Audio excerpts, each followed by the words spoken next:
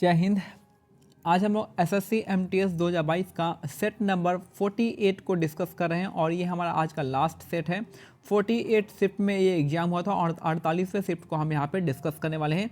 तो आगे बढ़ने से पहले बता दूं कि जो हमारा जो ये सब जो प्रीवियस ईयर पेपर है आपका हमारे टेलीग्राम चैनल पे अपलोड कर दिया गया है और आप वहाँ से हमारे टेलीग्राम चैनल का जो लिंक है डिस्क्रिप्शन में दिया गया है और वहाँ से आप डाउनलोड कर सकते हैं।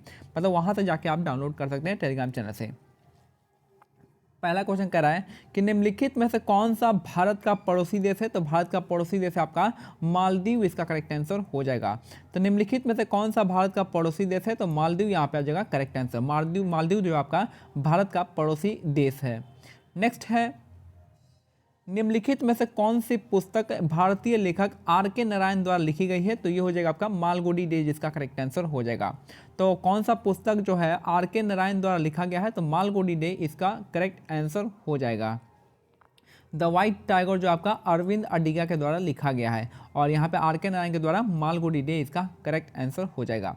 नेक्स्ट है चाय की खेती किस प्रकार की कृषि प्रणाली का उदाहरण है। तो आपका रोपण कृषि का उदाहरण है। चाय की खेती किस प्रकार की कृषि प्रणाली का उदाहरण है। तो रोपण कृषि इसका करेक्ट आंसर हो जाएगा।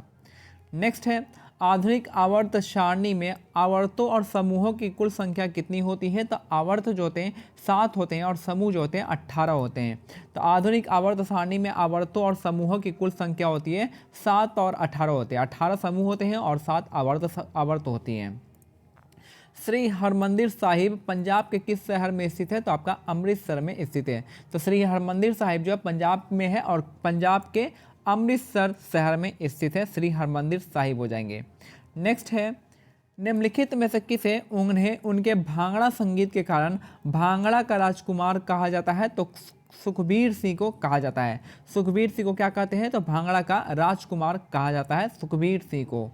नेक्स्ट है आवृत बीजी यानी एंजियोस्पर्म को बीज में मौजूद बीज पत्रों यानी कॉटिलेडॉन्स की संख्या के आधार पर 2 समूह में विभाजित किया गया है। यानी आवृत बीजी जो है आपका जिसको हम एंजियोस्पर्म कहते हैं, एंजियोस्पर्म को बीज में मौजूद बीज पत्रों यानी कॉटिलेडोन की संख्या के आधार पर कितने भाग में डिवाइड किया गया है। तो 2 भाग में डिवाइड किया गया है।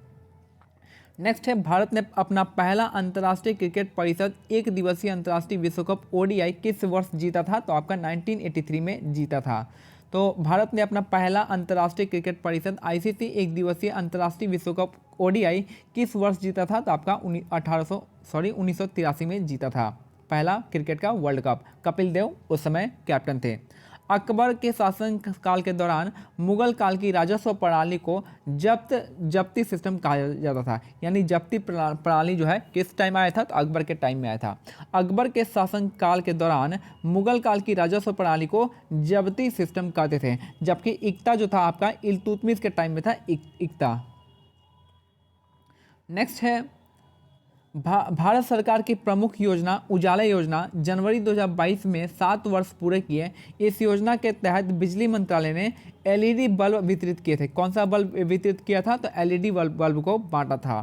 तो भारत सरकार की प्रमुख योजना उजाला ने जनवरी 2022 में 7 वर्ष पूरे किया और इसमें इसका संबंध है आपका एलईडी बल्ब से संबंधित है।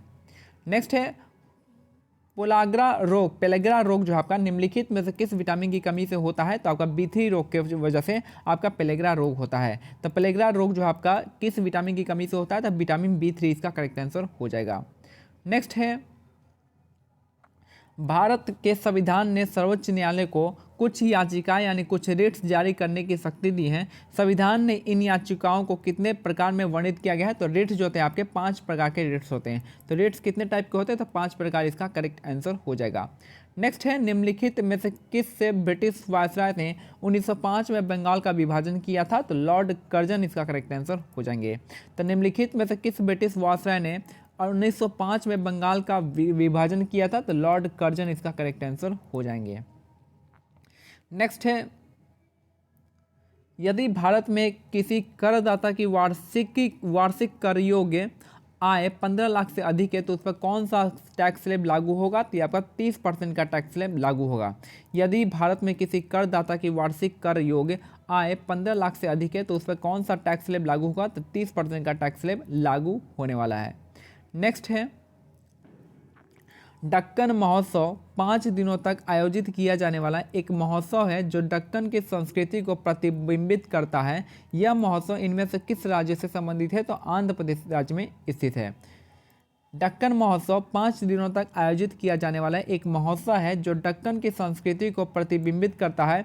यह महोत्सव इनमें से किस राज्य से संबंधित है? तो आंध्र प्रदेश इसका करेक्ट आंसर हो जाएगा।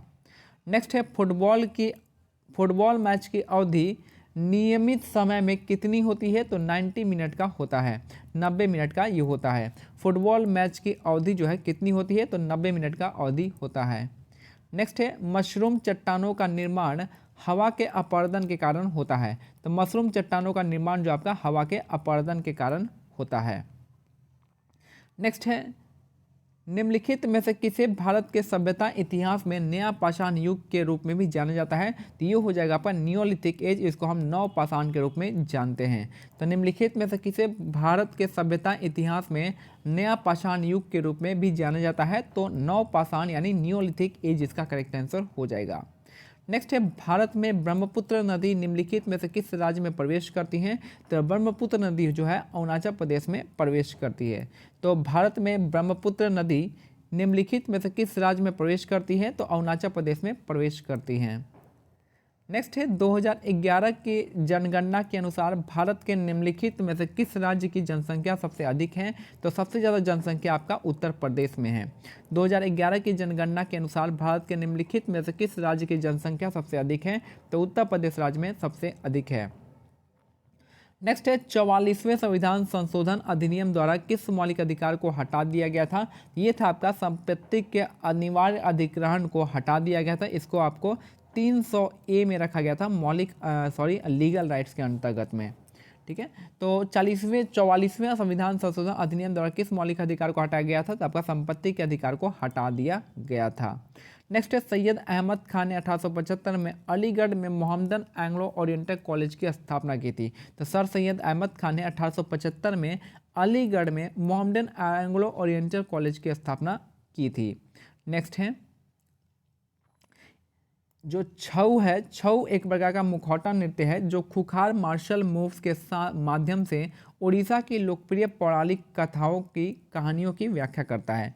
तो छऊ डांस जो है आपका, छऊ नृत्य एक प्रकार का मुखौटा नृत्य है जो खुखार मार्शल मूव्स के माध्यम से उड़ीसा के लोकप्रिय पौराणिक कहानियों की व्याख्या करता है छऊ नृत्य। नेक्स्ट है मार्च 2022 में भगवंत मान पंजाब के मुख्यमंत्री बने थे। तो भगवंत मान जो है 2022 में कहाँ के? तो पंजाब के मुख्यमंत्री बने थे। और लास्ट क्वेश्चन है कि वेदांतम सत्यनारायण शर्मा किस शास्त्रीय नृत्य शैली के लिए जाने जाते हैं?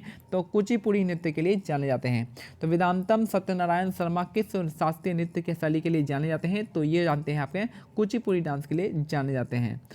ठीक है, तो ये हमारा आज का सेट कंप्लीट होता है। मिलते हैं अगले सेट में, तब तक के लिए जय हिंद, जय भारत, धन्यवाद।